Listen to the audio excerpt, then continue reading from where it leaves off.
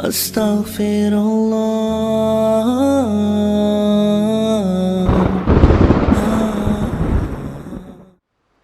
باقی اس کی تفصیل حدیث میں ملتی ہے کہ براق پر بیٹھ کر آپ صلی اللہ علیہ وسلم گئے, مسجد اقصیٰ پہنچے.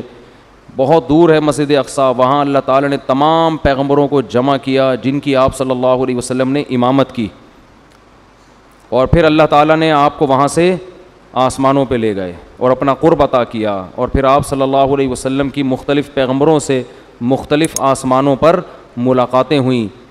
آپ کو معراج میں 50 نمازوں کا تحفہ دیا گیا, جو آہستہ آہستہ کم ہوتے ہوتے 5. اس سے پتہ چلتا ہے کہ بارگیننگ جو ہے نا, بارگیننگ یہ تو اللہ اس کے رسول کے درمیان میں بھی ہوئی ہے. لوگ کہتے ہیں جو ہم نے قیمت بول دی بس اسی پہ خرید لو, ایک زبان. ایسا نہیں ہوتا بھائی. بارگیننگ آپ نے بولنے پر کوئی گورنمنٹ کی طرف سے پابندی نہیں, آپ 1 کروڑ روپے بول دو, ہم تو کہیں گے نا بھائی یہ اتنے کی دو گے تو ٹھیک ہے, تھوڑا کم کر لو, تھوڑا کم کر لو.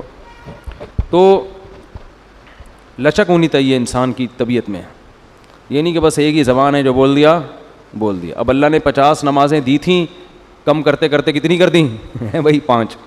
سوال پیدا ہوتا ہے جب 5 ہی کرنی تھی تو 50 کہنے کی ضرورت کیا تھی.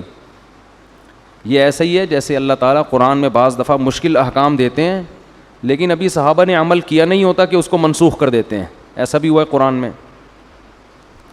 یہ بتانے کے لیے کہ اصل تو ہم یہ حکم دینا چاہتے تھے مگر تمہاری رعایت میں ہم اپنے حکم کو چینج کر رہے ہیں. اگر پہلے ہی حکم دیا جاتا ہے نا آسان والا تو پتہ کیا چلتا کہ اللہ اصل کیا چاہتے تھے اور آسانی کر کے کیا چاہتے ہیں. تو اصل تو یہ تھا کہ اللہ چاہتے تھے ہم دن میں کتنی نمازیں پڑھیں, 50 ٹائم, لیکن اللہ کو پتہ تھا کہ یہ مشکل میں پڑ جائیں گے اور جہنم میں جانے والوں کی تعداد اور زیادہ بڑھ جائے گی. اس لیے اللہ نے کہا کہ میں تمہاری رعایت کرتا ہوں. جیسے بیوہ عورت کو نکاح کے پیغام سے اللہ نے منع کیا لیکن اللہ نے فرمایا اللہ کو پتہ ہے تم باز نہیں آؤ گے تو اشارتاً پیغام بھیج سکتے ہو. وہ اس زمانے کی بات ہے. تو اسی طرح قرآن میں آتا ہے کہ ہم حکم دے رہے ہیں کہ جب نبی کی محفل میں جاؤ تو پہلے کچھ صدقہ دیا کرو.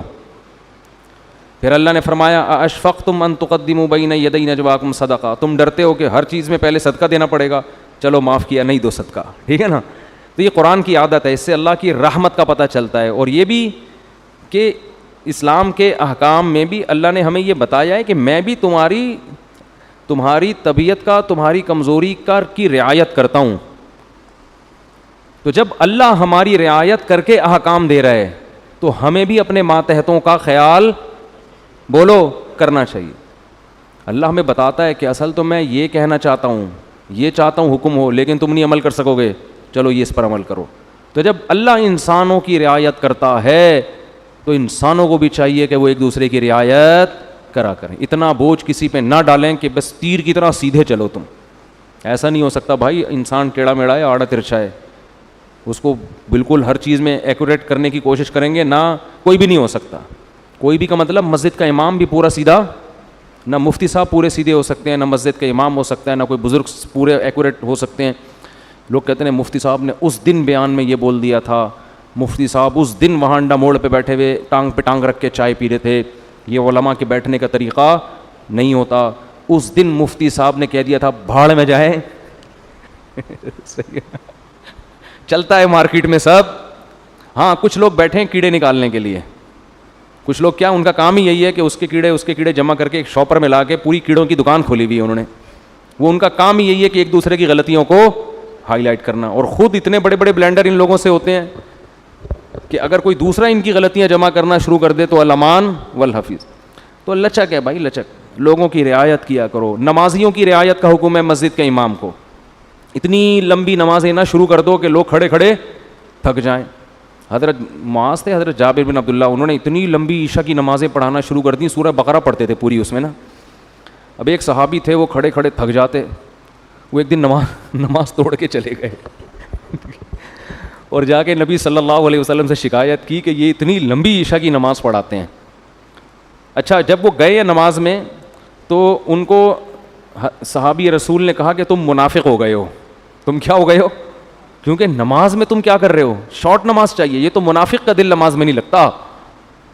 تو فتویٰ دیا کہ تم کیا ہو گئے ہو, منافق. انہوں نے جا کے نبی صلی اللہ علیہ, حضرت معاذ بن جبل تھے, انہوں نے جا کے نبی صلی اللہ علیہ وسلم کو بتایا کہ یا رسول اللہ اتنی لمبی نماز پڑھا رہے ہیں اوپر سے مجھے فتویٰ کے دے رہے ہیں, تم منافق ہو.